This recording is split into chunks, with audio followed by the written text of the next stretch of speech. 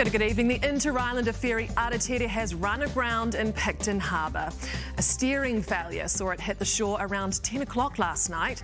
It comes after a week of failures that raise questions about the country's ageing infrastructure. The Defence Force 757 broke down in Papua New Guinea while taking the Prime Minister to Japan. A power pylon in North Auckland inexplicably fell over, cutting power to thousands of people. And now the Interislander. Tonight, the Aratiri's bow remains stuck on the shore of Picton Harbour.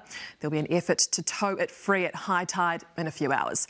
Leighton Hakel has been following events from Picton. A vital supply link between the North and South Islands, now, nose first, jammed into the shoreline. The Interislander's Aratiri ferry is stuck, having run aground on its way out of Picton. Definitely out of the unordinary, eh?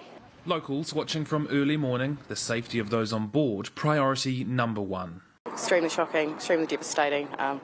Been in touch with the crew, they're well. Unfortunately very fatigued, that's to be expected, and obviously crew welfare is one of our main priorities. That's because they were stuck there from 10 p.m. last night. A steering failure sent the ferry onto the beach. The freight vessel had 8 truck drivers and 39 crew on board. None were injured. They've all since come off, replaced by a fresh crew, but the ferry, it hasn't moved. We're putting a plan together and coordinating that, working with a number of different stakeholders as we finalise that plan, but we will look to float the Aratiri off the shore. While this is a significant incident, the message is it could have been much worse. We got lucky on this one. I wouldn't like to see us relying on luck for the future. Late last year, the coalition government canned plans to purchase 2 new ferries and terminals because of budget blowouts. The Ferrari is not the only car in the garage. I think it's time we had a look and see if there's a Toyota Corolla, good reliable one, that might be able to do the job, or maybe some second-hand Teslas. New terminals are needed and new ferries are needed, and I'm not sure what it's going to take to get that message across. We've now had a series of potentially catastrophic incidents which are purely through luck. Just luck. They haven't gone completely pear-shaped. The Interislander has been plagued with issues. There's been delays, disruption and even a mayday call when a ferry lost power. Today's mishap brought on a rash of politicians and the blame game began. Probably shouldn't be saying this, but I'd have to question whether Kiwi Rail are the right people to be operating the ferries. The government does need to take responsibility for governing and the decisions they make about the future. Kiwi Rail need to take their responsibilities of maintaining their assets incredibly seriously. And Kiwi Rail says it has, with the Aratiri having just had an upgrade only weeks ago, including to its steering system. And obviously, it's serious that we've had a ship grounded. So we'll look to the root cause investigation, but we have invested significant money and time recently in upgrading the steering system. Kiwi Rail's CEO didn't want to discuss the future plans for the Interislander at all today. The work that's going on to look at the option now of what we do with these ships, that's not a discussion for today. And that will be discussion for future time. Those discussions for another day. Let's have those discussions at a later time. But clearly, some people do. Blame the Prime Minister.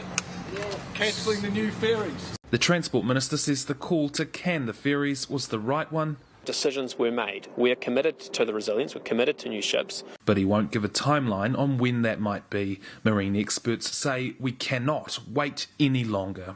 Well, I think they've had the warnings.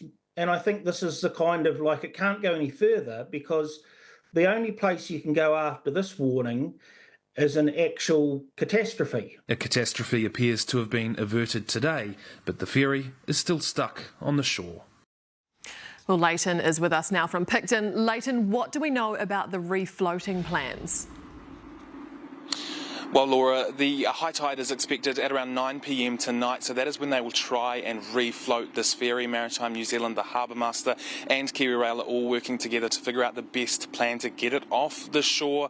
They had attempted this morning, but that had to be aborted, and they've had experts and divers in to figure out the best way to go about it. Now, the Transport Accident Investigation Commission has also arrived. They will be investigating, as will Kiwi Rail. Kiwi Rail wouldn't speculate today on exactly what caused the problem, but Simeon Brown says it's his understanding that those in control of the ferry lost the ability to steer it. As for the future of the Cook Strait ferries, the Interislander, and those much-needed replacements, he says that the expert ministerial advisory group has presented its final report to the relevant ministers, and we could expect something on that shortly, but shortly can't come soon enough for what is a critical link for our country.